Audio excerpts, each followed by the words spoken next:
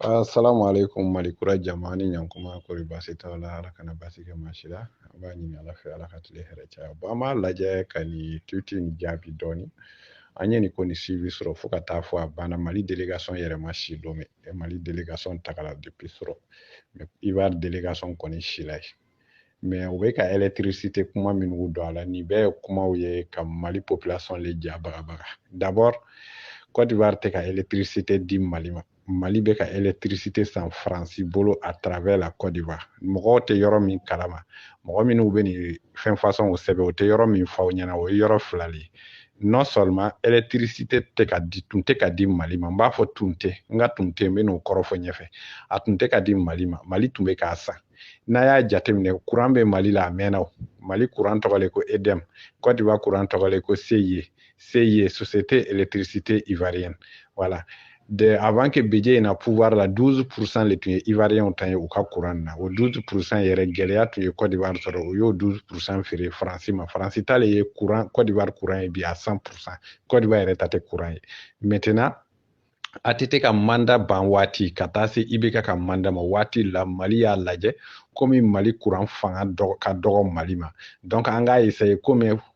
dancɛ bɛ an ni Côte d'Ivoire cɛ an ka courant dɔ négocier olu fɛ ka sama ka na Sikaso raison la Sikaso raison le alimenteli ye courant bɛ bɔ Côte d'Ivoire mais courant yɛrɛ tɛ Côte d'Ivoire ta u b'a fɔ ko donné a ma donné c'est acheté a bɛ ka san de maintenant Mali gouvernement min b'an kunna sisan Assimi Goïta n'u nana pouvoir la ministre min bɛ yen sisan ko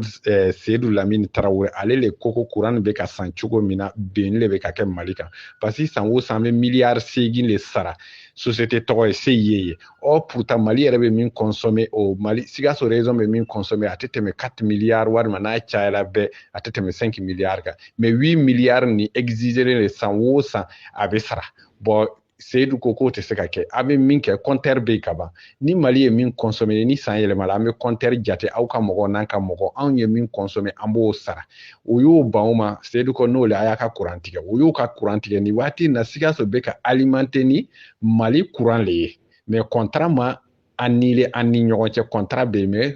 Mali y'a a ka fɛn réactiver a yɛrɛ ka générateur le la mais poteau n'u b'a nɔ la filiw b'a nɔ la parce que a bɛ se ka kɛ don dɔ la an bɛ se ka bɛn négociation la donc u bɛ ka nin kɛlɛ ka Mali population le ja bugɔ pour que an ka bɔ réseaux sociaux kan an ka commencer k'an ka autorités critiquer ngalonfin de don Côte d'Ivoire ka courant foyi t'an bolo tuguni o ka courant tun bɛ Sikaso raison le kɔnɔ o courant yɛrɛ tɛ ka marcher depuis mois de mars Mali ka courant le bɛ ka marcher Sikaso raison kɔnɔ et puis a tɛ ka d'an ma an bɛ k'a san de e bɛ k'i ka fɛn feere ne ma n'i k'i ta feere ma n bɛ n ka wari ta i b'i ka fɛn ta a banna ne b'a ɲini fan wɛrɛ fɛ o miliyari 8 depuis e k'a lajɛ kɛ ne bɛ miliyari 8 sara san o san n y'a consommer n m'a consommer n b'a sara minisiri ko k'o tɛ se ka kɛ Faransi le o Faransi t'an ka foyi t'o la an ko le k'an ka intérêt an b'a consommer ni facture nana san kɔnɔ a bɛnna miliyari 5 le ma a bɛnna miliyari 10 de ma a bɛnna miliyari 20 ma an b'a sara a ka juru le don an b'a sara donc o ko k'o tɛ sɔn o le ma Mali ko n'a tɛ sɔn o ma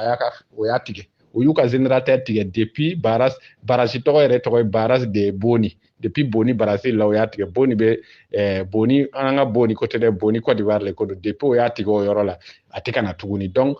Sikaso raison bɛ ka marcher ni Mali yɛrɛ ka générateur le donc a ye faamuya sɔrɔ kow la Ala ka faamuya ko ɲuman